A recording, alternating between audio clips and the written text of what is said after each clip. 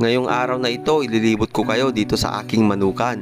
Kung mapapansin ninyo, kunti na lang ang mga bilang ng aking manok dahil sa bagyong Egay. Halos madali kasi lahat noon kung hindi pa ako kumilos sa biglang pag-apaw ng tubig. Salamat sa aking pinsan na tumulong sa akin sa pagsalba sa kanila. Ganun pa man, hindi tayo susuko at babangon tayo ulit. Meron na akong plano na hinihanda para sa susunod na taon. Gusto nating makatipid pero dapat din nating siguraduhin ang kalusugan ng ating mga breeder at mga sisiw. Kaya hinay-hinay lang ako sa pagpaparami kasi hindi natin masasabi kung ano mga sakuna ang darating ulit. Sa dami na kasi ngayon ng breeder sa mga heritage breed, mahirap na magkasabay sa market. Enjoyin na lang natin kahit konti na lang mga alaga. Masisigurado ko naman na kahit ako lang mag-isa ay kayang-kaya ko at mabibigay natin ang tamang pagkain at karagdagang bitamina sa kanila. Balang araw makakabalik din tayo sa dati nating layunin. Sa susunod ulit mga kabakyard, salamat sa panonood.